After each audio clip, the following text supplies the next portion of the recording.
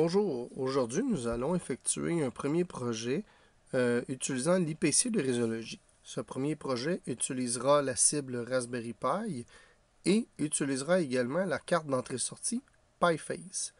Donc, la première étape est de démarrer la plateforme de travail ACP. Donc, nous allons dans le menu Démarrer, cliquer sur Isographe 6.2 et démarrer Automation Collaborative Platform.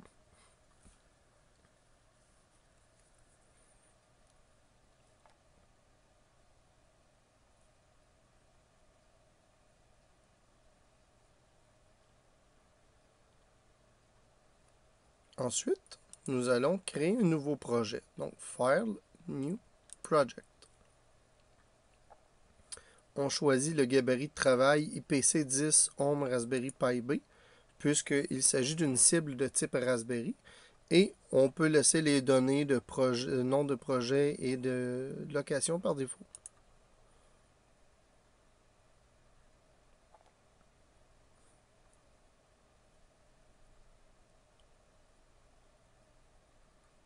Ensuite, la première étape est de configurer l'adresse IP de votre IPC.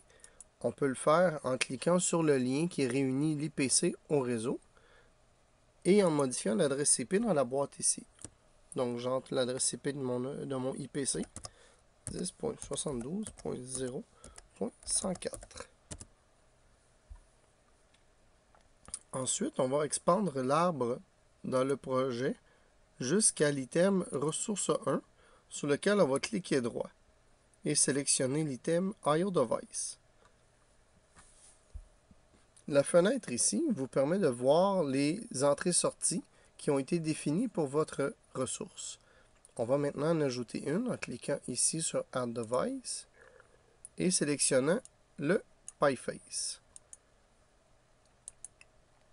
Votre ressource est maintenant équipée d'une carte d'entrée-sortie de type PiFace. On va maintenant aller créer un nouveau programme afin de pouvoir l'utiliser.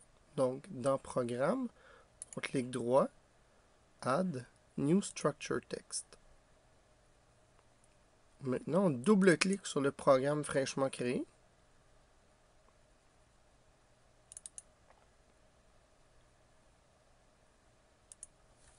Nous allons écrire un programme tout simple qui va mettre à jour une diode en fonction d'un bouton d'entrée. Donc, la première chose à écrire, c'est la sortie. Donc, on va underscore.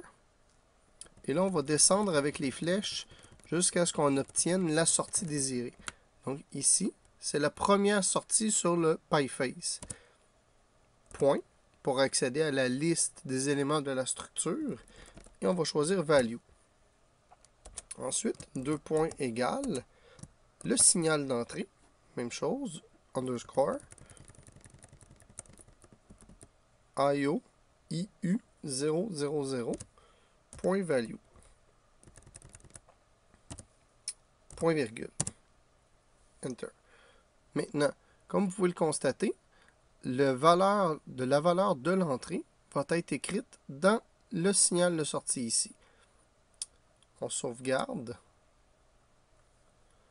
On clique droit sur Solution ici. On fait Build. Dans la fenêtre de sortie, vous allez voir le déroulement de la compilation. Ça a réussi.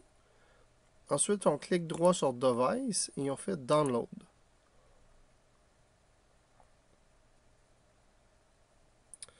Le message qui apparaît ici est dû au fait que ma cible contient déjà un projet et on me demande une confirmation pour l'arrêter. Donc, on fait tout simplement oui.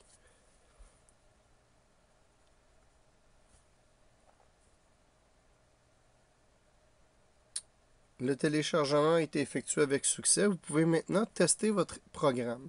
Donc, sur votre Raspberry Pi avec une carte PiFace, vous appuyez sur le premier bouton et vous allez voir la diode s'éteindre lorsque vous appuyez. Cela est dû au fait que les boutons sur la carte PiFace sont inversés. La logique est inversée. Donc, il suffit d'ajouter un note devant la lecture du bouton ici et de recompiler le tout. Donc, on clique droit sur Solution. Cette fois-ci, on va faire Rebuild. Et on retélécharge le projet. Yes.